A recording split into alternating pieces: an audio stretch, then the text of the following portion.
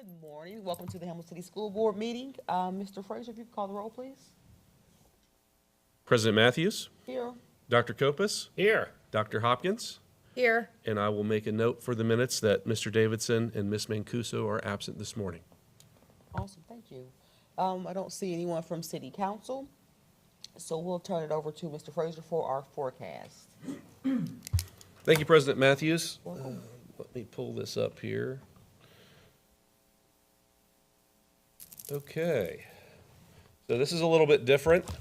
It is June. I don't know that we've ever done a June forecast. So this will kind of be an abbreviated forecast, I guess. This is not one of the mandatory filings, and we'll kind of get into that, what's required. But as you know, I was prepared to do an update in May, and unfortunately was unable to make our last meeting. Unfortunately, I'm still dealing with a little bit of that, so hopefully I don't cough my way through this presentation.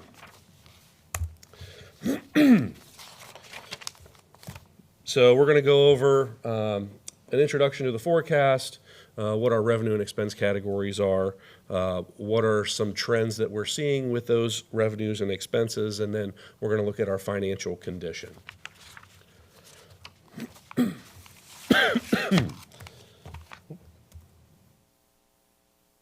So what is the forecast? The forecast is a snapshot analysis of general fund revenues, expenditures, and the corresponding cash balance. The board must approve a forecast twice a year, which we've done already. We did one in October, we did one in February, and then because we've had so many changes, I wanted to do another one this year, which was slated for May. However, we will be doing another one here in August. So the law just changed this last year. Used to be a November and May forecast. They changed it to August and February. However, the first year of transition, they allowed us to do the first one in October. But we will be doing another one again here in just a few months. So the forecast includes the general fund. So that's the only fund we're talking about. We have all kinds of funds on the books. We have PI funds where we do our capital improvement projects. We have food service funds. We have state and federal grants. We have athletic funds. We have all those types of things. But we're only talking about our main fund, which is our general fund, and that's where most of our operational costs come out of. And then the forecast has 3 years of history, and it now has 4 years of projection. Used to be 5 years. We used to call this the 5-year forecast. Now we're just calling it the financial forecast. So they've dropped 1 year off at the back end. So what's the purpose of the forecast? There's 3 main purposes for it. 1, it's for board and community engagement. 2, it allows me to certify our expenses. So there's something called the 412 certificate that I have to sign that basically says the operations of the district, we are able to meet those financial obligations with what we are doing. But what we really use it for the most is for long-term planning.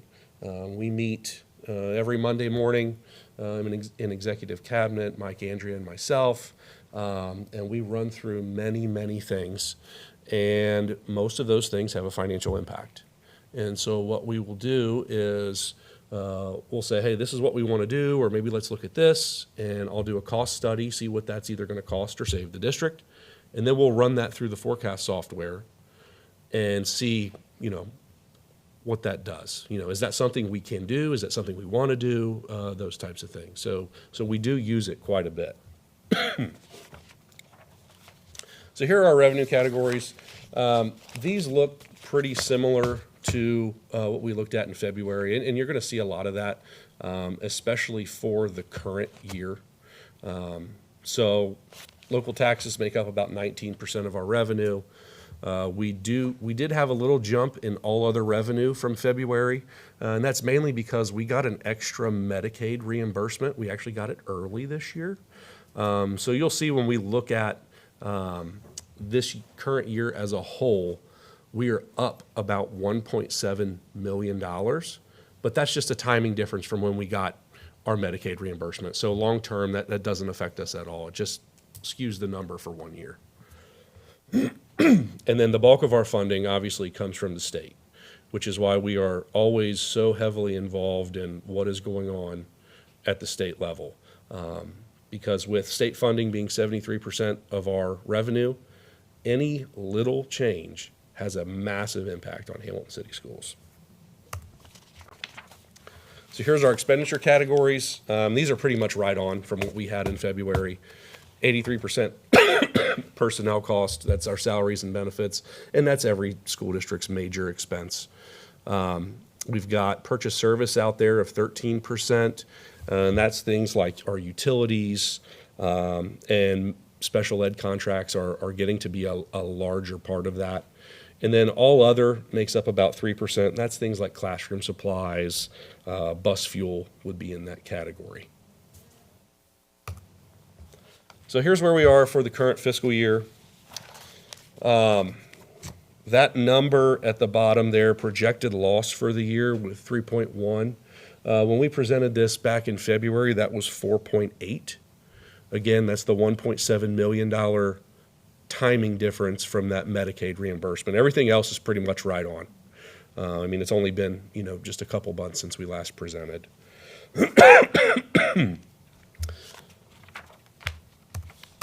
So what's happened since February? We've had a lot happen since February. Property tax legislation, the retroactive credits that the legislature put in place in December were actually in our February forecast, but there's a number of property tax bills still out there. And so we've kind of tweaked that number a little bit. It's still going to be about a $3.3 million property tax credit moving forward with what the legislature did to us in December. Something that was not in our February forecast was our deficit reduction plan. We had actually approved the deficit reduction plan later in the meeting than when I presented. So when I presented, it was not, board approved, and therefore it was not in the forecast. So while we don't see a massive difference in the current year that we just looked at, there's a big impact in future years, which we'll get to. Just to clarify real quick, when you say with the property tax legislation, you said $3.3 million credit, that is a $3.3 million loss for us though, correct? That is correct. Yeah. Yes. So basically what the legislature did was they went back retroactively and put in place what they just passed. So what they're saying now is schools on the 20 mil floor, which we are, you can't get any more in property tax revenue than what the current inflation rate is. So for the last 3 years, let's say the inflation rate was 9.1%. But we get a property tax update from our Butler County auditor. Let's say she's saying values are going up 20%. We don't get 20% anymore. We get the 9.1. But what they've also done is said, well, we want to make sure that that law, we're going to act as if that was in place last time we did the updates, which was like a 36% increase for Hamilton. So they're going to knock that down to 9.1, which means there's a big credit there, but that doesn't carry forward just 1 year. The way the law is written, that carries forward every single year. So we get hit with a $3.3 billion credit every single year moving forward. Yeah, so it was a killer. If I could add one comment to that piece, the retroactive piece is the piece that we couldn't plan around. When they pass that legislation moving forward, that's exactly what this tool allows us to do, is, that actually makes it easier for Jeremy if it's a 9% or whatever that, inflationary rate moving forward. The part that created part of that additional deficit, even after our $10 million plan that you'll see, is that 3.3 that every year is going to be credited to taxpayers. They're basically rewriting money that was already given to our district. And so that is what that big deficit is that we're experiencing. We know that property taxes are high. We know there are those pieces. We tax our community at the lowest legal limit that we can. However, based on the law previously, if property values went up, we saw that increase. Now they're capping that and going back and taking back that money that was given, it's 2019, correct? 23. 23 was the last reassessment, I'm sorry. So they're going back 3 years in that particular piece. Yes, good point. Yeah, and we've met with legislators on that too. I mean, it's like, okay, so you're telling us that we'll never get more than inflation. Great, we'll plan. We'll never put in our forecast more than 8 or 9%. If values are going to be 4% increase, we'll put 4% increase. But how do you plan for taking away money that you've already received? So I mean, it's a tough pill to swallow for sure. And then an update from February, obviously, we just got the Medicare reimbursement. So that is, it's a $1.7 million difference. So that's significant as well. Just with any forecast, obviously, there are unknowns. I have no idea exactly what's going to happen in the next 4 years. The biggest unknown for us is what is going to happen with our budget at the state level. There's a governor's race going on. The governor sets the stage for how much money the state's going to spend on education. And depending on who gets elected, that could be vastly different. So that's something that we are keeping our eye on. The assumption is that it's going to, at least stay the same as of right now. But they could cut us. We don't have a cut in there, but we don't have an increase either. We just have a status quo kind of. What's going to happen with property tax legislative changes? I mean, again, we had this massive bill come out, a $3.3 million cut for us, but there's still items out there being floated in the legislature that could hurt us too. So again, what's going to happen with that? We don't know. We've got all of our negotiated agreements expire during the forecast period. So we've got some assumptions in there, but we will be negotiating next spring all 4 of our contracts, I believe. So how does that land? Like I said, we've got some assumptions in there, but again, that is an unknown in the forecast. And then something we talk about every forecast is our projected decline in enrollment. I actually have not changed the assumption in enrollment decline from February. February, we did make some assumption changes and further, reduced our enrollment, but I have not done that for this forecast because it seems to be holding pretty steady right now.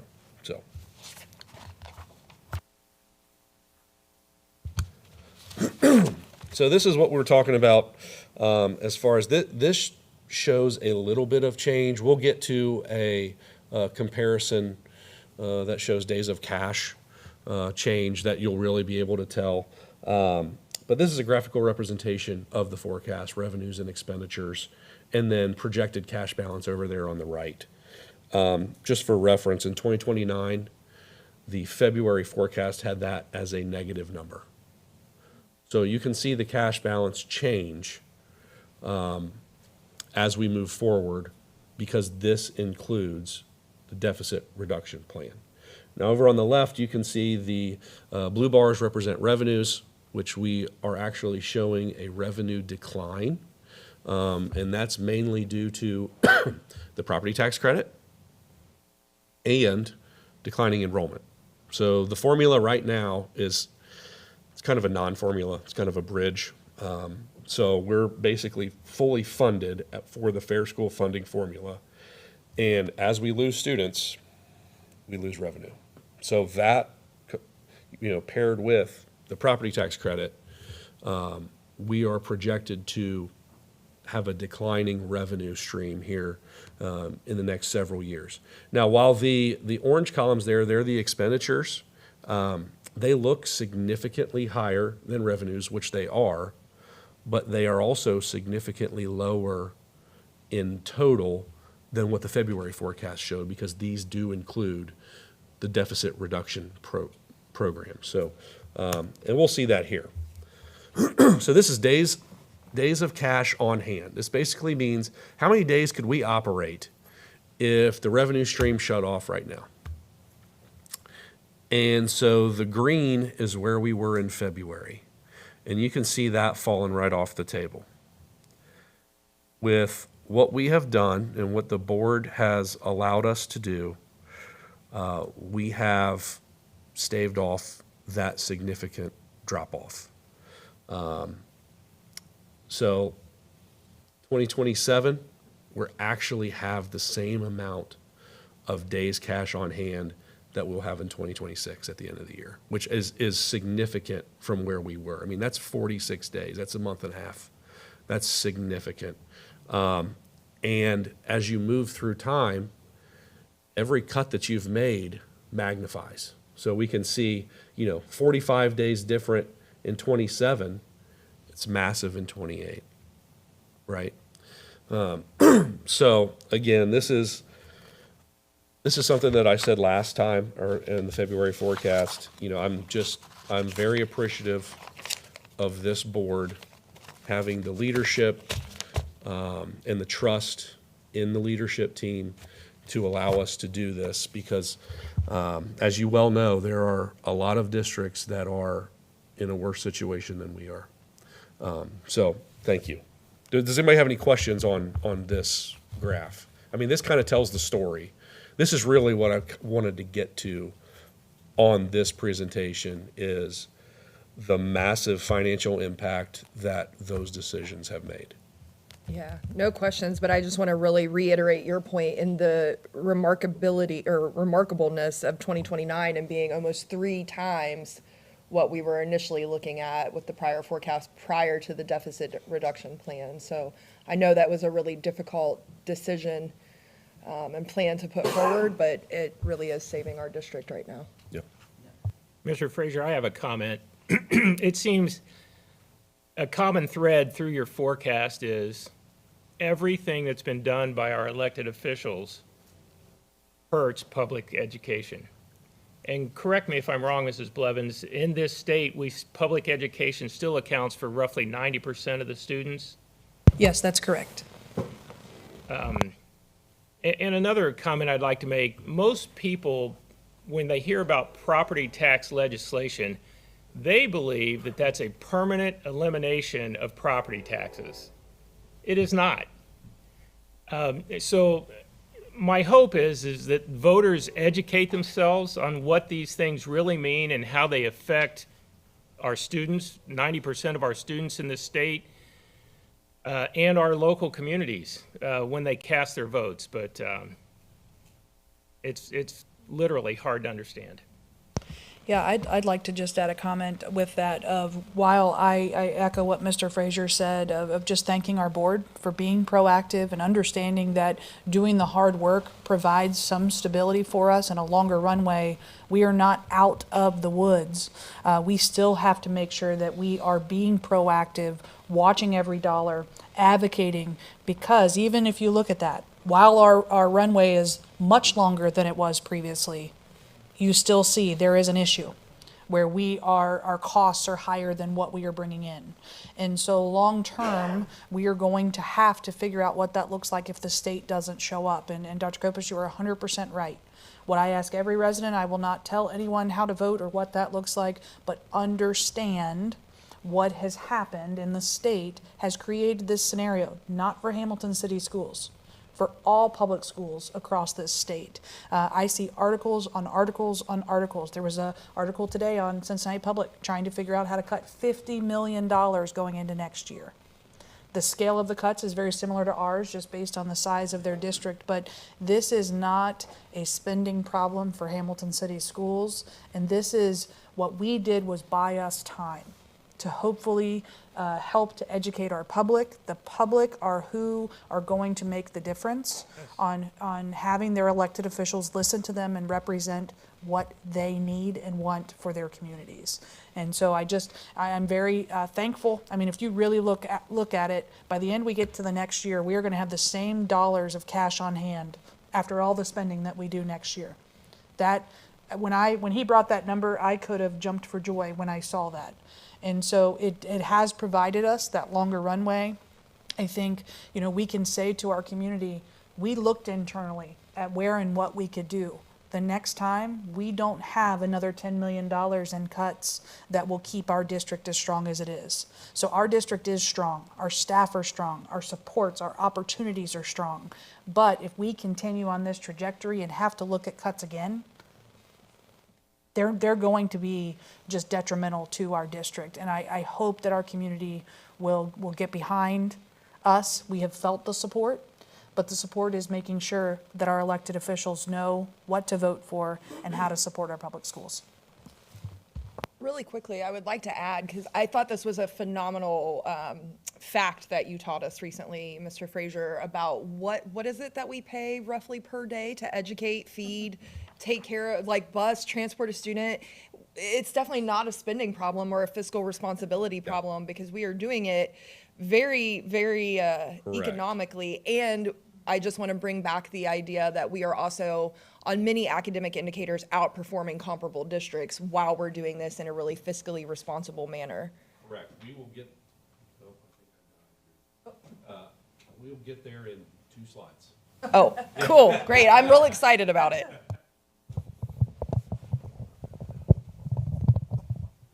Thank you, sir. And I was so glad I made Andrea jump for joy. Normally, I get the opposite reaction when I open my mouth. I have another comment. Mr. Wright, I'm sorry you lost your speaker, because I'm going to ask your input on this. First of all, Mrs. Blevins, you and your staff, your proactive approach to this has been unbelievable. And for us to be able to sit here and say, our runway is extended, we're going to be okay for a period of time, we're going to allow the voting public an opportunity to correct this. Despite cutting $10 million from our budget, Mr. Wright, let's talk about this for a second. And I've always considered myself an advocate for our staff. Despite the cuts that we've made, what percentage of our staff is actually losing employment? I mean, it's ridiculously small. I think it's less than 2%. Yeah, it actually is, and actually, Mr. Zeri and I were just talking about this morning. We are to the point now where every single person, with the exception of one person, has had the opportunity for recall from our teaching staff.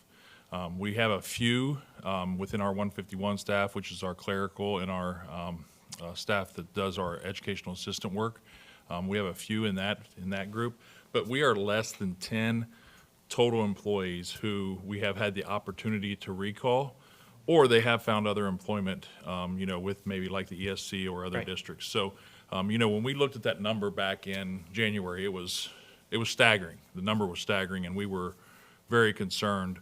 But now that as we sit here on, June 9th, we're already to the point where I think we're going to recall, or somebody's going to have found a job, just about every single employee that we discussed back in January.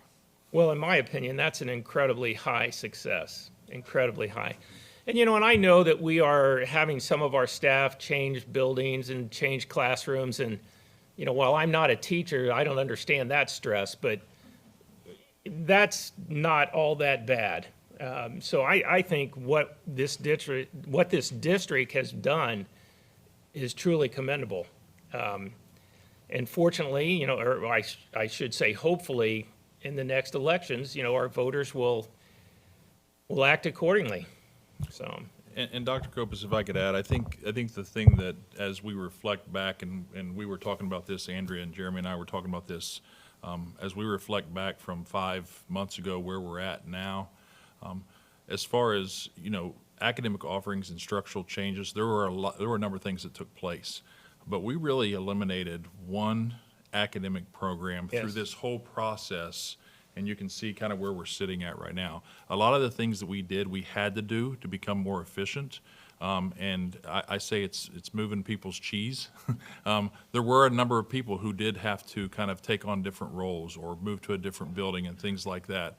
But we couldn't have done that with the $10 million deficit that we were discussing without doing some of those things. So I think in the long run, what we're doing for kids and what we're doing for students is we're maintaining everything that we've done for the years to get those academic accolades that we have in this district and continue to provide those services. So I think that as a group and a team, as we reflect on this, we're in a good spot, as good a spot as we can be, having made these cuts.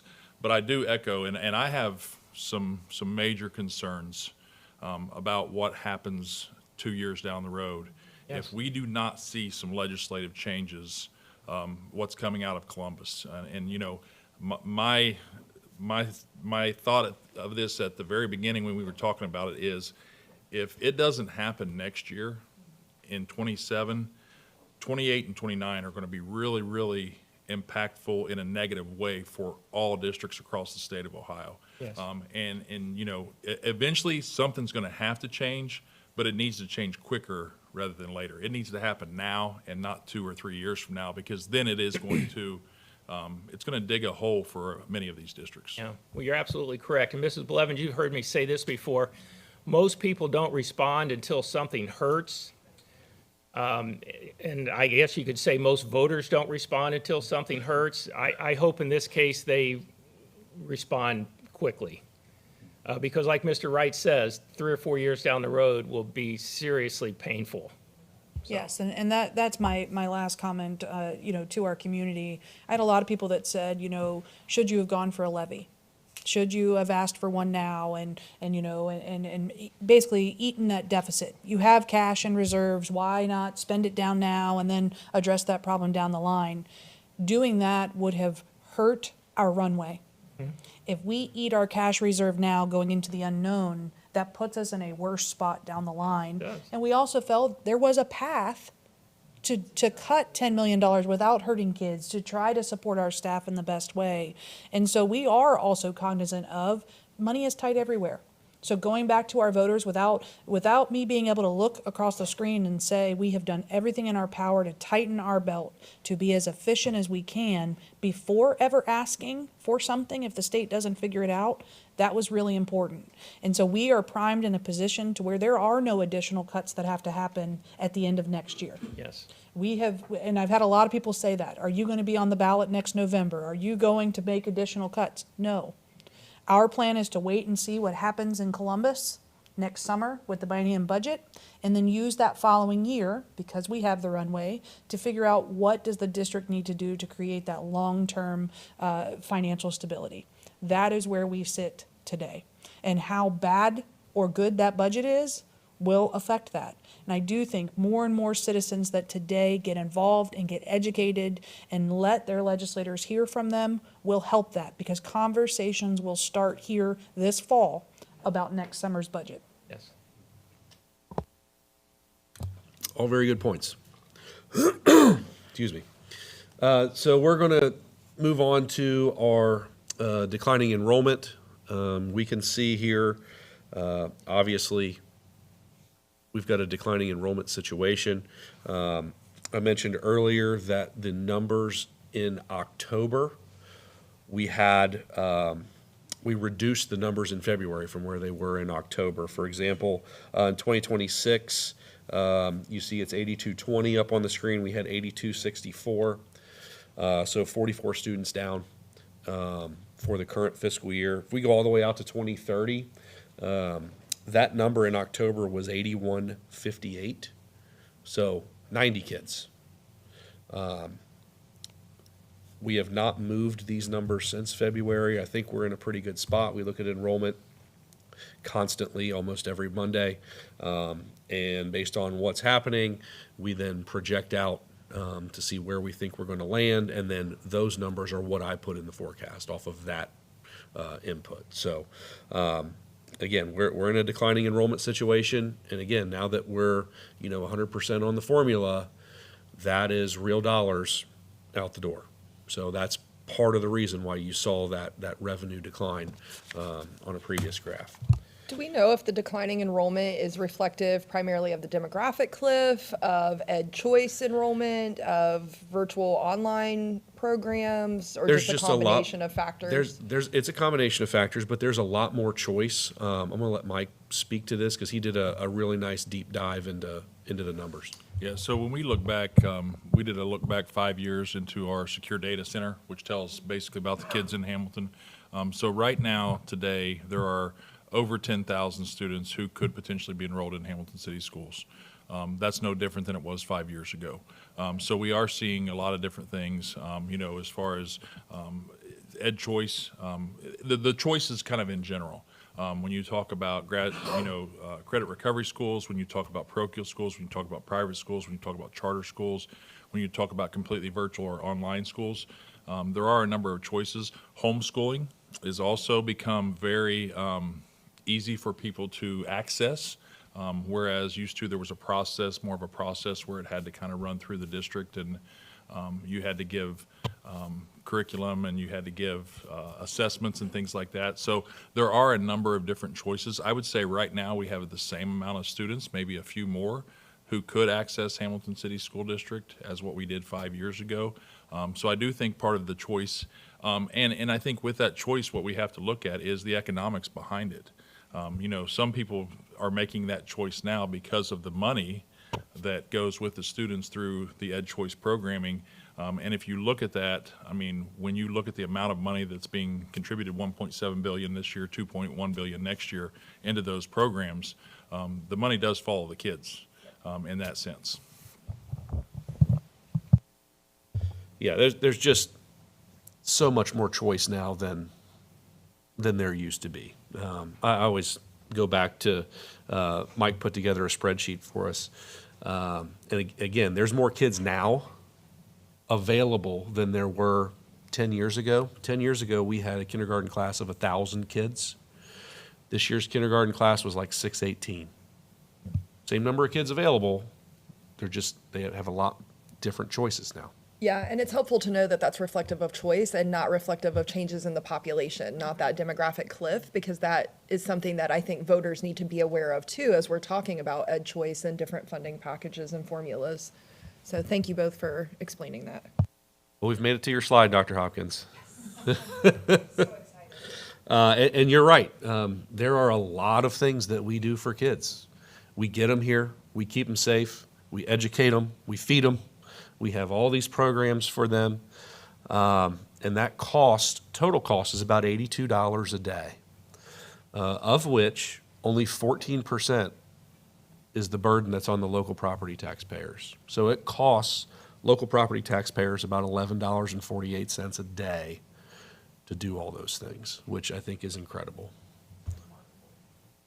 Yeah, it's very, very good point. And I love that slide because for less than $12, we can do all that. I mean, it's amazing. Yeah, and again, just cheering on our teachers who are in the classroom with our students and producing those academic numbers that we're seeing and outperforming other districts and all the wonderful things our kids get the opportunity to take advantage of. Yep, absolutely. And then Dr. Kopis, this is kind of echoes what you were saying earlier. Basically, every decision that the state is making is lessening the burden on the state and increasing the burden on the local taxpayer. So the green line on this graph here shows the state's piece of education, of footing the bill for education, and the black line shows local taxpayers. And you can see those lines converging, and it's actually getting worse. And that's what they're doing. For public education, they're not footing the bill. And I think we had a stat that I believe, as far as percentage of expenditures, public expenditures for the state, Ohio is 45th out of 50 in what they spend on education. Yeah, and that's embarrassing. And I hope this isn't a foolish question, Mr. Frazier, but doesn't our state constitution say that they will fund public education? Yeah, and it's specifically stated in the state constitution, which is why there's been lawsuit after lawsuit, and there's a current lawsuit ongoing now. Yep. Doesn't seem that those lawsuits have changed anything. Well, not yet. And just to make sure I'm really, really clear, along with Dr. Kopis, as the state reduces funding for public education, and maybe that same amount of funding ends up in the Ed Choice program, for example, the local property owners have to take on more of the burden because public education is both mandated and constitutionally. Correct. Okay, I just Correct. I wanted mean, to make sure I said public that very schools clearly. just can't close up their doors and go away. So the burden falls to the local residents then. Correct. Correct. I mean, property taxes, they're kind of a stopgap for what the state doesn't fund. The state's supposed to fund public schools. And when they don't, local property taxpayers have to step up. Mr. Frazier, here's another question. Doesn't the state constitution also say that public education dollars will not go to private schools or religious schools? I believe so, and that's kind of the whole sticking point of the current lawsuit. Yeah. Wasn't that Frazier, if I could amazing add that one thing, elected too. politicians just do what they want to do, regardless of what the law says? Mr. Frazier, if I could add one thing too, one of the things we also looked at, because I know there's a lot of public discussion right now about abolishing property tax and doing things like that. If you look across all 50 states, the funding changes dramatically depending on what state you're in. And we have some states that don't have property tax. But if you look across those columns, their sales tax and their income tax is dramatically increased from what we see here in Ohio. If a state doesn't have income tax, then their property tax is significantly increased. If a state doesn't have sales tax, then their property and their income tax is significantly increased. So I think the problem that many people say is, oh, I get rid of property tax, I don't have to pay my property tax, I'm going to be bringing home so much more money.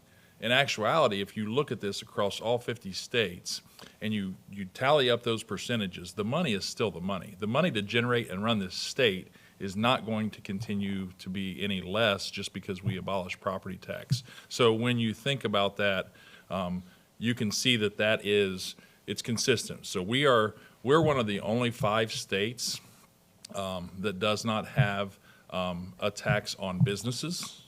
So this has become the destination for many businesses in Ohio. But states that have that have obviously lower property tax, lower income tax, and lower sales tax. So when you look at this kind of holistically, the money generated is going to be the money generated. It's just how do you generate that money? Is it property? Is it sales? Is it incomes? Is it corporate income tax? What are the things that generate the money for the state to run all of the things required by the state? Your roads, your schools, everything that's run through the state.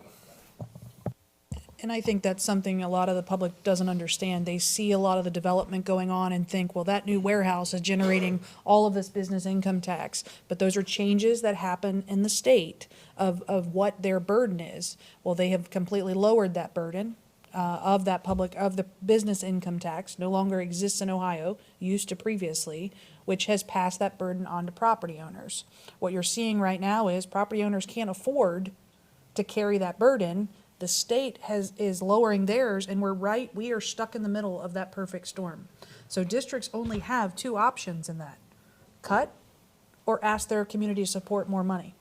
And you're seeing across this state, those are very difficult decisions playing out in community by community by community. And so our goal was to do everything we could to be as efficient and lean as we could before ever having to go back and ask our community. And so hopefully, I try to be the glass is half full person, is that Columbus is listening. Jeremy and I have had a lot of great meetings with some legislators that are starting, I think, to see the perfect storm that's brewing. Hopefully something comes out of there, but we won't know until next summer what that long-term stability plan looks like for Hamilton and every public school district. But we are sitting in a much better spot than everyone surrounding us. All right, we got one more slide.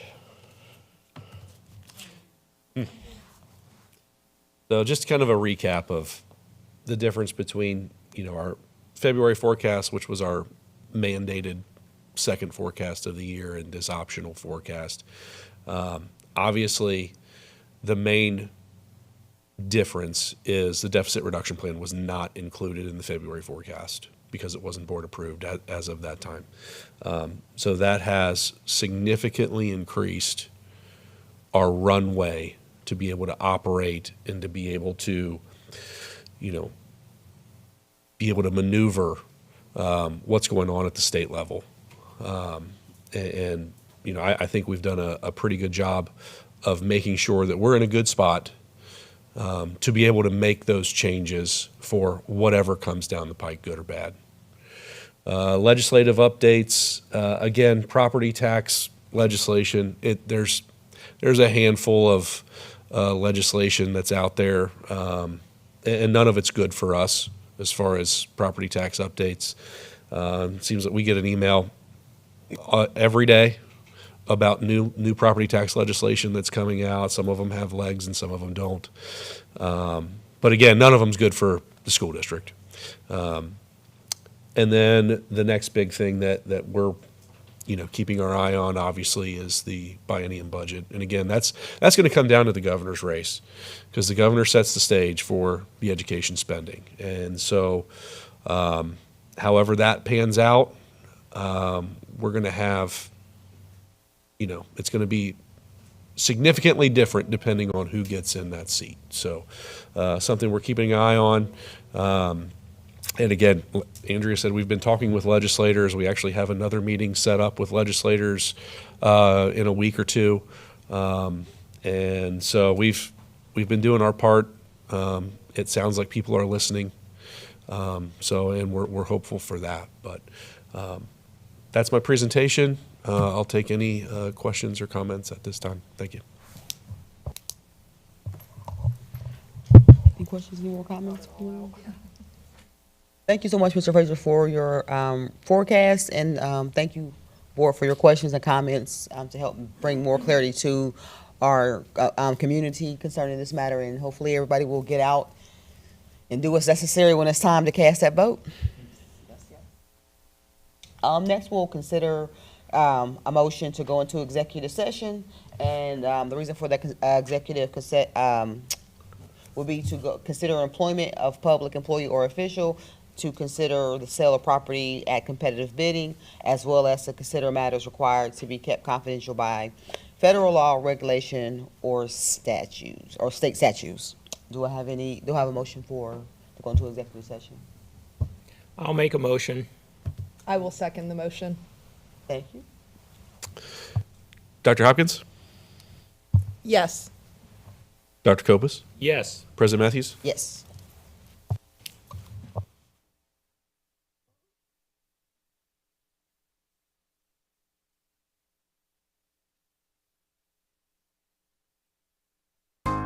This is Reina River. Reina means queen in Spanish, and that definitely fits with her personality. We were told first day of training that she has a very princess-like personality. So she's in charge, she's the boss, and so in order to be her handler, we're gonna have to make sure we show her that we are in charge and we are her boss. So she fits right in with the Royals here at Riverview, and we're lucky to have her. She's super calm. She does have a little bit of playful energy, but once she gets her vest on, she knows she's going to work. She tends to just kind of settle down. She loves to lay on you. She'll lean her whole body weight on you. If you're sitting on the ground, she'll climb right in your lap. She definitely feels like she's a lap dog, and she just, will snuggle right up with you. We already have had a huge impact on the students. I have a lot of students that come check in, check out with me at the beginning and end of the day. They tend to struggle more during the day, and they ask me every day for pictures of her. When's she gonna get to start coming to school? Can they help walk her? Does she have toys they can play with? And so we have a lot of kids already that are looking for ways to earn time with her, and they just know that dogs can provide comfort, not just to kids having a hard time, but all kids, and our staff has also been really looking forward to it. It's been a hard year, lots of change, and so she's just a comfort to help us all adjust to that change. You know, she's a member of our team, and we always say once a Royal, always a Royal. We're a family here at Riverview, whether you're a staff, student, a community member that comes in, and she's a part of that community now, and we're here to help make the community better and better each day. My name is Josh Marger. I'm the principal here at Garfield Middle School. And what you see going on behind me right now is the Garfield America 250 Community Fair. It has been a phenomenal day so far. There's still a lot of things planned today. We got vendors, food trucks, carnival games. We got our big screen and stage. We're getting ready to do our first speech. We actually have a gentleman that was in the Cold War and did a secret mission he's going to be talking about as a spy. We have a lot of other things going on today, including a senator, a representative, who are going to be speaking as well. We have the Michelle Robinson Band playing later today. We also have going on currently a 1800 style baseball game going on our football field, because in the 1800s they did not play in dirt yet, they played in an open field. They also played bare hands, so these guys are whizzing the ball at each other with bare hands. We've seen some amazing plays so far, and we even had our own mayor throw a pitch. And of course, we are ending with huge, huge fireworks. We hope to see you there.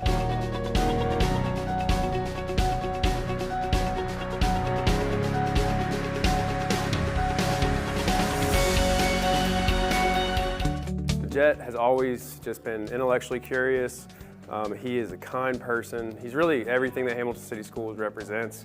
And to see him get into MIT, knowing where he came from, it makes me emotional. I mean, I'm really proud of Jet and everything he's accomplished.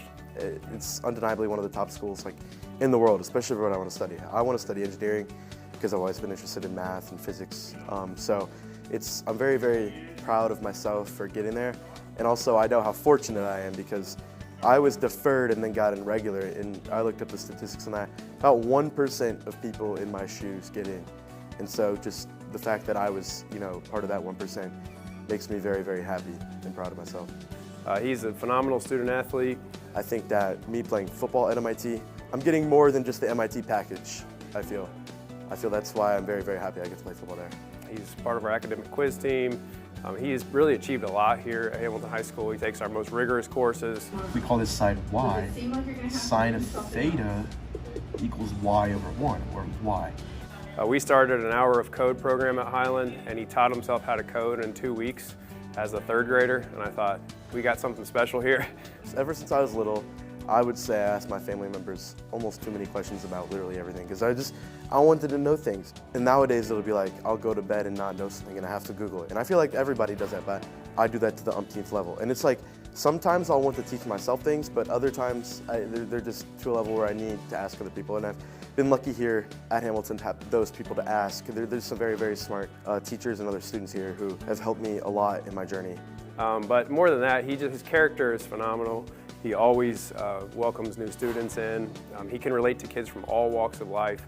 He really represents everything that's great about Hamilton High School. So to see him get into MIT, one of the most prestigious engineering schools in the country, is no surprise to me, and I'm glad they see what we see here at Hamilton.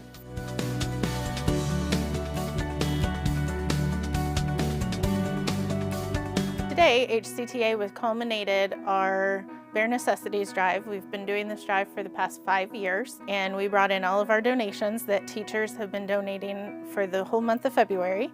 Everything we donate goes directly back to our students. It helps our students not worry about what they have to wear, if it's clean, if they have deodorant, or any of the products that they need to be able to go to school each day. They can focus on learning and not have to focus on their appearance or hygiene. This is so impactful for the Caring Closet. The timing of the year, so we often start running out of these items at this point in the year. We've already done 650 referrals, and so when they gather things through the month of February and then bring them in March, it's perfect timing. It allows us to finish out the rest of the school year and have new packs of underwear and toiletries for all the students that need them. Items that are brought to the Caring Closet are donated by the community, including the Teachers Union. This is their donation day. And we deliver these items straight back into the community to the students that are enrolled here in the Hamilton City School District. We always need these items that they brought today. We always need the toiletry items, 2-in-1 shampoo and conditioner, deodorant bar soap, toothpaste. All of those items would be new items unopened, full size. And the way they would do that is we have a donation box that's secure on our front porch. We are at the corner of Main Street and D Street. Our door is on the D Street side of the building. And you can put your donations in there and they will be safe until we open up the box and take them out. I want to say such a heartfelt thank you to the Teachers Union. They have supported the Caring Closet for 5 years, and they also support our fundraiser, which is Night Out, and we are so thankful for them. We can't do what we do without the support of people like them.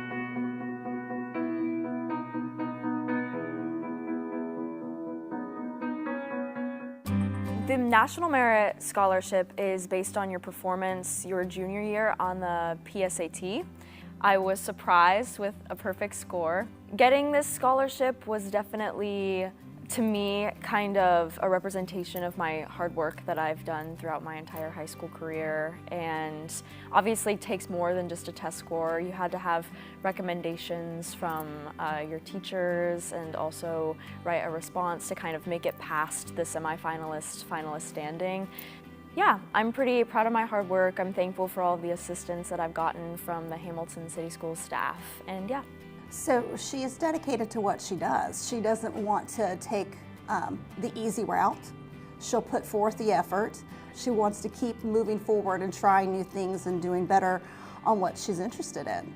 I come from a long line of teachers. Both my grandmother and mother work in the district, or my grandma just retired, but it's kind of instilled in me a kind of respect for my teachers and my counselors, and kind of being able to take advantage of all of the resources and the passion that they put into their work to really take advantage of every opportunity. Maddie is a special part of the fine arts family. We've known Maddie for several years now. All these words about me, baby, are you thinking of me, baby? We probably see Maddie more than her parents do during the week.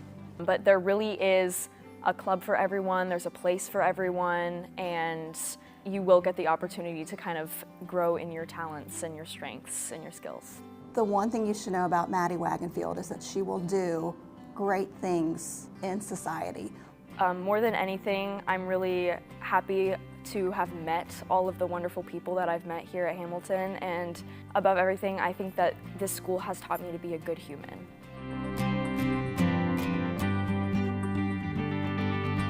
Today is very exciting. It's our practice 5K. So the girls have been practicing since mid-March, and each practice we do a little bit of activity and cardio, and our goal is to build up to the 5K in Cincinnati on May 9th. So today they've been practicing for a little over a month, and so we're about halfway through. So we are going to have a practice 5K here at Bridgeport, and the girls have to do 12 laps. It's very exciting. We're gonna celebrate them and make this day special for them. It's an amazing program. The girls have that like activity piece in it, but it also is amazing with how it teaches the social skills and confidence, and teaches each girl how to be bold and own who they are, which is so important for young girls. So it's for girls ages 3rd grade to 5th grade, and it's really wonderful. It's not just running, it's a whole lot more than that. I like to be able to hang out with my friends, and I like to just run and be free. It's amazing just to see them push themselves and not give up on themselves, and then to accomplish this huge goal. My favorite part is just to see them be able to accomplish such great things. And then as a result, these tools that we're teaching them to help them with their confidence, they come in handy, and then they get this like instant satisfaction of, I did this really hard thing. I really like running, and I thought it would be fun and make my confidence be higher in running. The one thing about Girls on the Run, it's all about building girls up and inspiring them to be confident in who they are and to celebrate their differences, and teaching them they can do hard things, and it's just really wonderful. It's worth the experience, and I really enjoy it.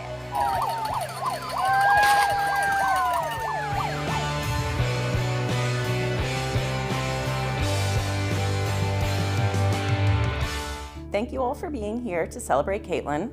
Everyone here knows exactly how special she is. Today, she'll be presented with a scholarship from the VFW program, Voice of Democracy. For a spoken essay she presented, The prompt being, how are you showing patriotism? Never have I ever heard such an astonishing speech. I mean, she just talked from the heart. Some people just follow the person before them or something like that, and they talk about patriotism, but not like she does. I've been patriotic my whole life. I've always done things for veterans. My grandfather and my father are both veterans, so I've kind of always been introduced to the topic. So it felt natural to me. I focused on my strengths and what I've done over the past few years, and it really drove my entire essay. Starting young, you can do it. I know a lot of people are like, oh, well, I'm a kid, I don't know what to do, I don't know how to start. Truly, starting is the hardest part. Once you start, it's so easy, and a lot of the schools have opportunities that really integrate it into our lives early on, and that truly is the most important part, to get into the schools now so we learn a life of giving. Ms. Wagenfield and I, we have a very close connection. I've worked with her for many years, and she truly did start me on this path. We are so excited for all of our students' accomplishments, but this student in particular has done amazing things. I've learned about a lot of them today, but this VFW essay contest that she won through Butler County and then the state, and now she's headed to nationals. Congratulations. It just kind of shows what our students are about, and that's pride in their community, it's pride in their country, it's serving others, and I think Kaylin is a great example of that. And so her house principal is here today, Ms. Watkins, and we are more than thrilled to send her to Valley Forge to bring home the national victory for the Blue.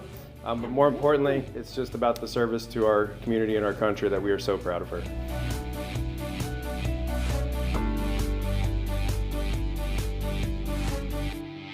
All right, well, at this time, I'd like to invite Bob Long up from the Hamilton Community Foundation for a really exciting and generous announcement. Let me put it back here for you? Okay. Thank you, Andrea. Well, it all kind of started with a very simple conversation that Andrea had the first time she met with the Hamilton Community Foundation's Education Committee. Kathy Klink asked her, what would you think of having therapy dogs in the schools? And Andrea immediately responded with enthusiasm, and that was the start of a great partnership. Andrea and one of our foundation staff members, Tracy Eads, were all part of Leadership Hamilton class number 33. And that group decided, did I hear applause for that group? I think they're biased. There are other classes who might differ with that, but I won't. But they decided that they were going to make the Positive Connections Therapy Dog program a reality. And thanks to the generous support of many local businesses, school PTOs, the Hamilton High Student Council, many other individuals, we have made tremendous progress. Therapy Dog Arrow and also Tango are having a big impact on our schools, not just the students, but the teachers and the staff as well. They offer a lot of emotional support. They help reduce anxiety and also stress. And there are 3 more therapy dogs that will be coming this spring and summer. Originally, Andrea told me it was going to probably take 5 years for every school to have a dog. But then Andrea had to tell our community the bad news that the district was having to make $10 million worth of budget cuts. Our foundation CEO, John Gaduli, told me, he said, we need to do something immediately to show our support for the schools. So this morning, I'm very pleased to tell you the Community Foundation Board of Trustees unanimously has agreed to provide a grant that will ensure every Hamilton school building will have its own therapy dog next school year.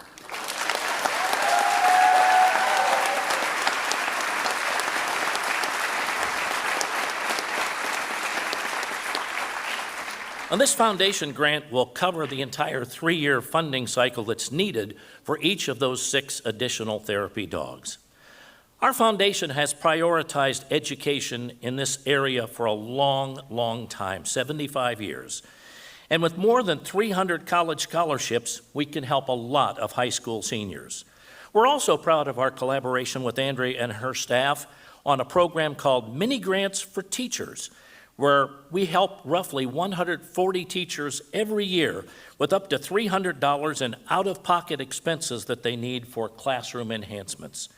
We believe very seriously in collaboration, compassion, innovation, and also heart to make this a great community. We want to thank everyone who's helped with the Therapy Dog program, because together, Arrow, we are building community 4 paws at a time.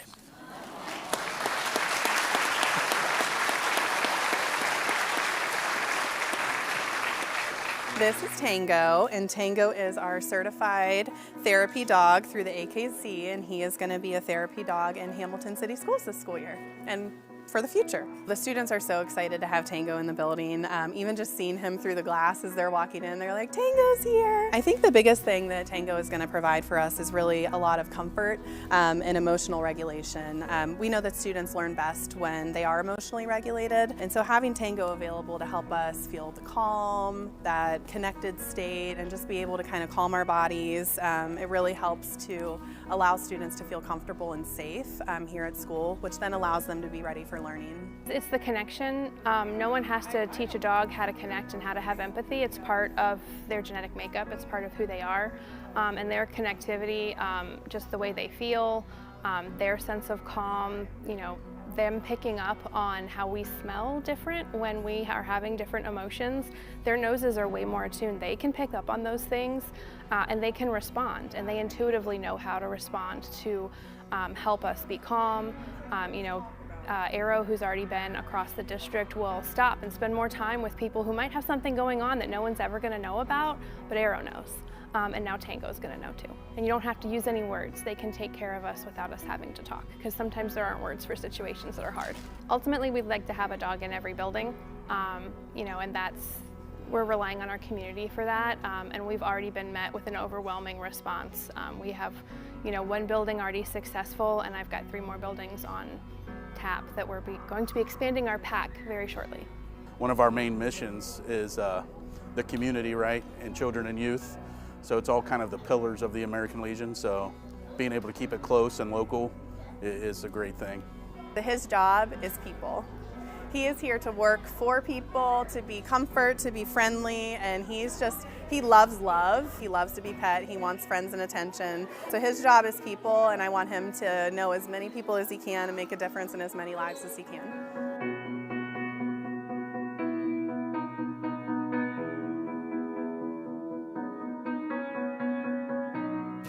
I mean, it's amazing, you know, I wouldn't be where I'm at if it wasn't for here. So being able to come back and get the love that I get and be able to return it, it's huge to me.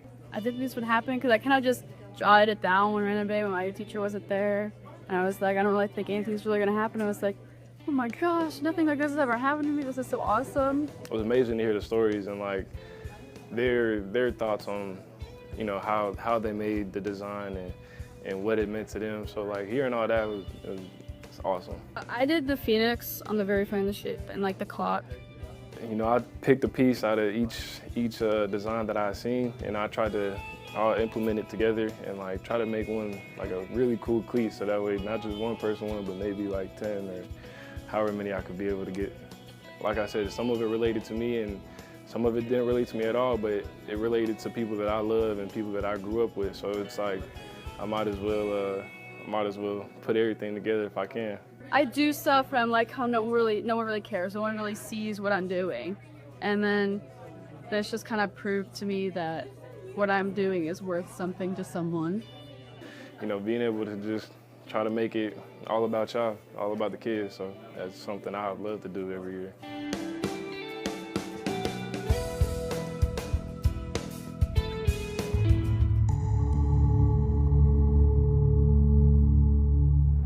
Hi, I'm Shaquila Matthews, aka Pastor Shaq, born and raised in Hamilton. I am in my 7th year of school board. Oh my gosh, 7 years of serving the community in this capacity has been an absolute blessing. That the people would find the confidence in me for me to serve another year to be able to represent not only the city, but my community that I was born and raised in. And it's just been an honor to be able to serve the kids because I work with youth with HYPE, so to be able to serve in this capacity of being a part of the decision making and helping make this district better than what I found it, and also once my term is up to leave it better than what I found it, is definitely the ultimate goal.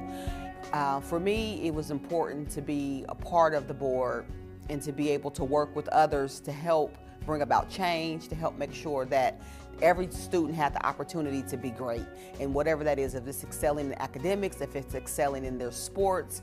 However, I wanted to be a part of that process to make sure that young people had what they need to be able to be great in whatever capacity, whatever that may look like. For me, I think since I've been on school board, I've worked with some amazing board members, Mag, Lauren, Dave, all of them. I've working with some amazing people, and I look forward to working with our new incoming board members, Carrie Mancuso and Dr. Ashley Hopkins, so I'm looking forward to their input and what they will add and bring to the board. But I've seen so many great things. I've seen a lot of great partnerships come along with working with the city and development. In that regards, one thing that I've been really excited about is the program that Chris Cannell heads up with students and them finding employment. I think that has been just phenomenal how he's really taken that by the head, just really move forward with that program and open up so many opportunities for kids to be able to find employment. So that's been important for me. I also love the CCP courses that the students are able to take advantage of. They're able to, of course, continue working towards graduation, but as well as earning an associate's degree in Miami. So for me, those have been two amazing things that stand out to me that I really love about our district. So, because I've talked to many kids that they're graduating from high school as well as college, and I just think that's phenomenal, and that's really setting that child up to really be great. And I think that being a part of those things in the district has been amazing. We have great leadership. We have great leadership with Andrea. We have great school board members that are willing and dedicated to us being great and put us in the best position as possible. We all know that districts all over the nation are facing challenges as it relates to budgets and just everything. And we feel as if a district where we've done the work, we are dedicated to coming together and being supportive of our admin team and of our leadership to make sure that we are able to continue to position our students to be great, continue to support our teachers and staff, and make sure that we continue to do things the Hamilton way.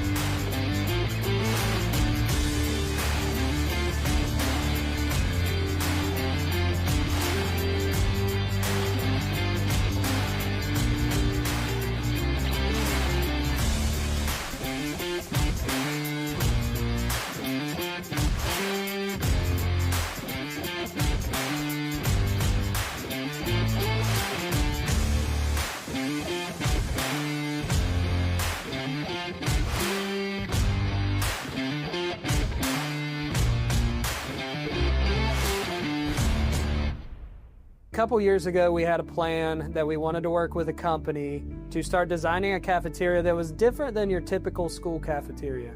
We wanted it to feel more like a food court and less like your typical long tables, benches, rows. So we wanted some different types of seating in there. The response has been wonderful, not just from the students, but also from the community. We've had lots of adults in here on open house. We've had other jealous teachers from other buildings that have been telling us how great it looks. So we've had a wonderful response, honestly. It feels more like when we went to Miami, we just got to sit in their cafeteria and it felt just more like mature. And so it just is really cool that our cafeteria is a lot like that. The kids are doing better this year, like from last year. We always would get up, scream across the whole lunchroom because you couldn't sit with like all your friends. It's like kind of a small space, but now it's like a bigger space, more tables. You can just sit and eat with your friends, be comfortable. It's a very big change from last year. I feel like it's very comfortable. The students enjoy eating there. While talking to their friends, they really seem to like the new changes that were made this year. We tried to bring not just Garfield in here, but also the city of Hamilton. We brought in Hamilton things from around our community, including some maps of the neighborhoods that our kids come from.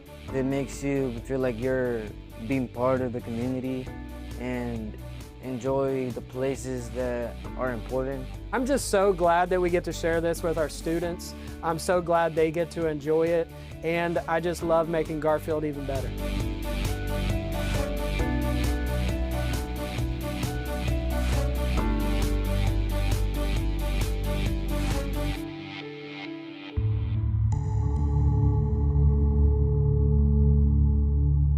My name is Dr. Ashley Hopkins. I work for Miami University, directing our Upward Bound College Preparatory Program at Hamilton High School. I've worked there for about 8 years, and I have worked in public education for almost 20 years this year. I decided to run for school board first and foremost because, as I mentioned, I have worked in public education for almost 20 years, and I'm a product of public education, and my whole family is. I come from a working class, blue-collar background from Appalachia. I'm a first-generation college student myself, and if it wasn't for the great public school educators in the small town that I grew up in Gallipolis, Ohio, if it wasn't for them, I wouldn't be where I'm at now. I wouldn't have my doctorate in educational administration, and I wouldn't be serving my community here in Hamilton and helping open the door to educational access for other students. I think in the district we do a really exemplary job of providing an individualized educational experience for each of our students. And so we have a district that has many, many passionate educators, from our support staff in the cafeterias and in the classroom, our teaching assistants, our teachers, clear up to our administration. They really all genuinely care about students and their well-being and their ability to learn and succeed. And so we're really focused on doing what is best for our students, and that looks very individual for each student. And we take the time out to get to know our students and to think through each one of those individual needs and problems that they may be experiencing in the classroom or in their educational journey. I'm really excited to stand as an advocate for our students to continue the student-focused educational traditions that we've developed at Hamilton School District. I really am focused on being an advocate, especially for our students who are maybe overlooked or feel overlooked, making sure that our most vulnerable populations are really advocated for in the board meetings and when we're making different difficult decisions throughout the year. So I'm excited about that. I'm excited about the performance in our data and being at the front of that and thinking about how we can continue to respond to the changing educational landscape, maintaining that data while also protecting and supporting our students' overall well-being and educational access. I know that we have challenges ahead, but to be very honest, those challenges are some of the motivation for me to even jump in right now. I think it's a really important time to serve public education, and so for me, this is a bit of a call to service as we navigate choppy waters, but we're going to come out on the good side.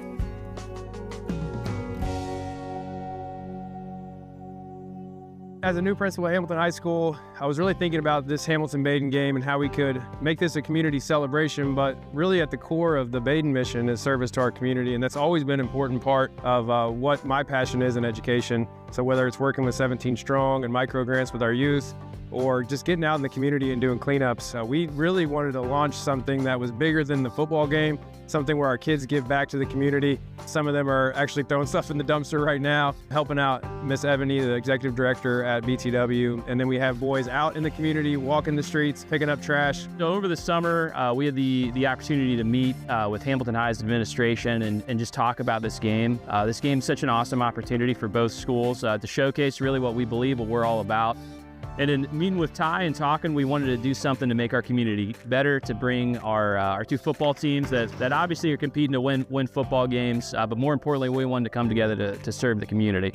In the midst of a rivalry week, that we're working together to make things better. I think that, when I look at, our guys and Hamilton's guys, there's so many little faces in those crowds, little kids that look up to them. I mean, they see them as celebrities at times.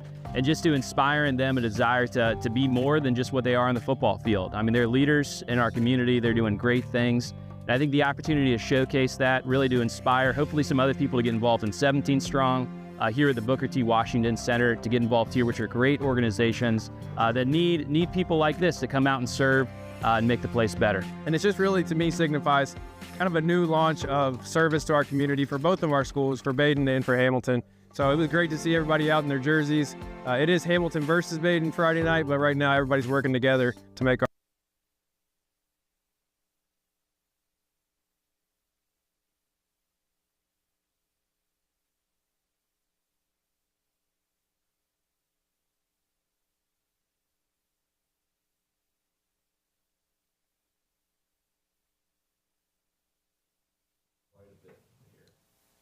All righty.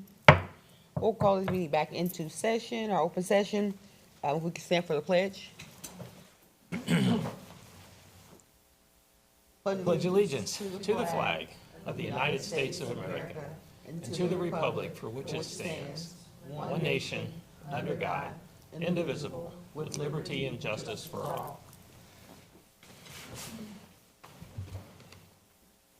We'll accept the motion for approval of the agenda. I move to approve the agenda. Do I have a second? I second. Mr. Fraser? Dr. Kopus? Yes. Ms. Matthews? Yes. Dr. Hopkins? Yes. Next, we'll have approval of the minutes for approval of minutes. We have a motion. So moved. Second. Mr. Fraser? Dr. Kopus? Yes. President Matthews? Yes. Dr. Hopkins? Yes. Thank you. We don't have anyone here for public participation, so I'll turn it over to Superintendent Blevins for our update. Yes, thank you, President Matthews. Happy summer, happy first 9 a.m. meeting today. While the kids have been out now for a little over a week or two, we have not stopped. We have been very busy preparing for the changes happening this summer.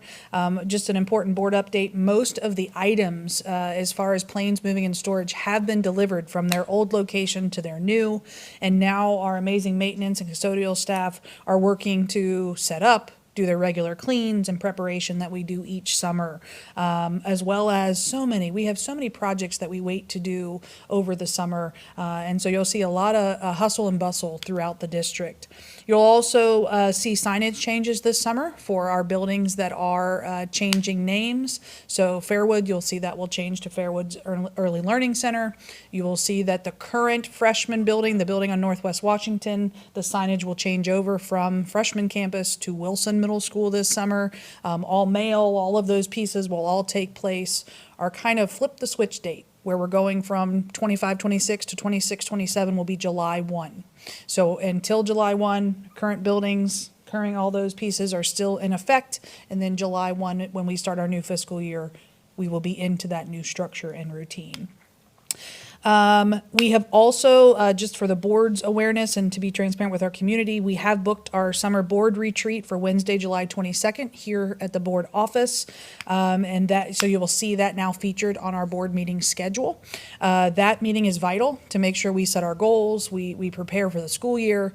In that meeting, we'll look at data, we'll set structures, routines, what our board would like to see throughout the year from our district. And so I'm just excited with all that's ahead. For as hard as this year has been, I'm very proud of this district. I'm very proud of this board, our staff, our students, our community for the way that we have handled this. And we will come out brighter and better than we have been before. Up for approval this morning, my paper still says this evening, I haven't changed that yet. This is a lighter agenda after last meetings, which was quite long. We do have our human resource agenda tonight that will be, this morning that will be up with a number of retirements, resignations. Also, I would like to point out there's a number of staff on there that their contract is being called back in. So their reduction in force is being rescinded. As we talked about during work session, we've been able to offer many of our staff that were once told they did not have a job, a permanent position here in the district. You'll see on our consent agenda, it is completely dominated by business operations. On here, you'll see it is time to start replacing some of our playground equipment at Linden Elementary. All of our elementaries were built at the same time the playgrounds were, so I do see this continuing, or just starting a pattern that we'll see of upgrades. The beautiful thing about this is, when the bond was put on, there were dollars set aside for the maintenance of exactly this. So you'll see that the funding source on the replacement of our playground comes from the classroom facilities funds, or an O34. You probably have not seen that fund show up often on our agendas. You'll also see here it is time for our fire sprinkler inspections. It's time to make sure they're functioning and working. That is required every 5 years. So you can see there the cost that is a general fund expense to make sure we are compliant with all of our fire safety in our buildings. And then the last thing that you'll see here is previously we approved a quote to pay for the planes moving and storage support that we have here. This is the final cost of what it will be. We budgeted around $125,000 total for this. That came in under budget slightly, but there is no way that we would be sitting anywhere near the shape that we're in right now had we not worked with professionals. I know Dr. Kopis actually got to see some of them in action when he was out in the building. And when you talk about people who know their job and what they're doing, man, they were little ninjas that would just come in and make it all happen. And so you'll see that final threshold or that final bill is up for approval this evening. But those are the items. I'll entertain any questions or comments. Thank you, President. So, I do have a question. So the moving company, they literally just moved everything, and our team will do all the unboxing or. So our staff packed up all of their things. If you remember, we ended the school year one day early so that staff had that day to prepare. They moved all of the things into their new classrooms. They'll do the setup of tables and chairs and those pieces, but then our staff have a work day at the beginning of the school year that's always baked into their calendar to set up their rooms, and so they'll be able to do that. Okay. Mm-hmm. Makes sense. Perfect. Well, thank you so much for the update. Greatly appreciate it. Next, we have our human resources. Personnel items. I'll accept the motion for that. So moved.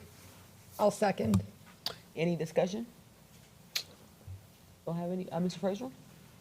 Ms. Matthews? Yes. Dr. Hopkins? Yes. Dr. Kopis? Yes. Thank you. Next, we have our consent agenda, business operation. Do I have a motion for that? So moved. And I will second. Thank you. Any discussion? Don't have any. Mr. Frazier? Dr. Hopkins? Yes. Dr. Kopis? Yes. Ms. Matthews? Yes. And our finance agenda from Mr. Frazier. Thank you, President Matthews. We do have quite a few items up for approval this evening. Again, last meeting that I was not at, I pulled everything off that required, some sort of explanation. So we do have quite a few things. Number one, we have the forecast that we talked through during work session.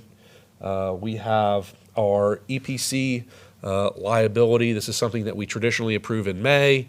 This was something that I pulled off for further discussion. Basically, we have our renewal. Dr. Kopis had actually asked me about this prior to the meeting. EPC is a consortium of government entities, and we get together so that we get good pricing for liability insurance. This year was a particularly good year for renewal. We were able to get some additional insurances as well as up the limits for some of those items as well. So actually really happy with our liability insurance renewal this year. We do have an agreement for deposit of public funds. Basically, once every 5 years, we have to renew a document that's on the agenda here for who we do banking with. And so I'll go out and canvass area banks.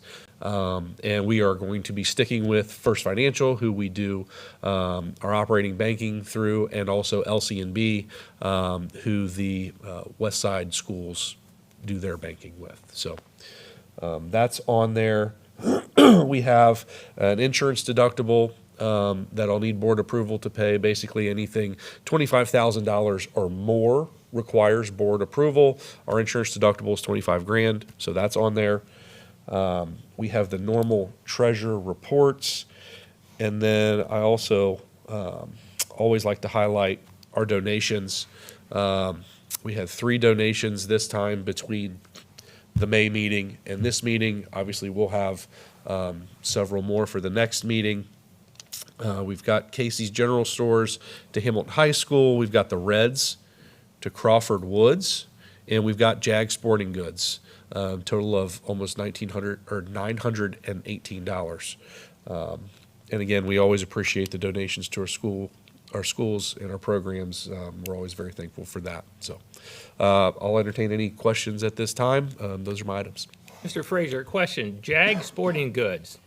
Who owns that business? Yeah, I believe that's Andy George, isn't it? Yeah. Wow, that's wonderful. Thank you to anyone that donates to the schools. Yeah. But yeah, Coach George. Wow, thank you very much. Yeah, he's a huge supporter of Hamilton City Schools. That's wonderful. Thank you, Mr. Roger. We'll accept the motion to approve the agenda. So moved. I'll second. Thank you, Mr. Frazier. Dr. Hopkins? Yes. Dr. Kopis? Yes. Ms. Matthews? Yes.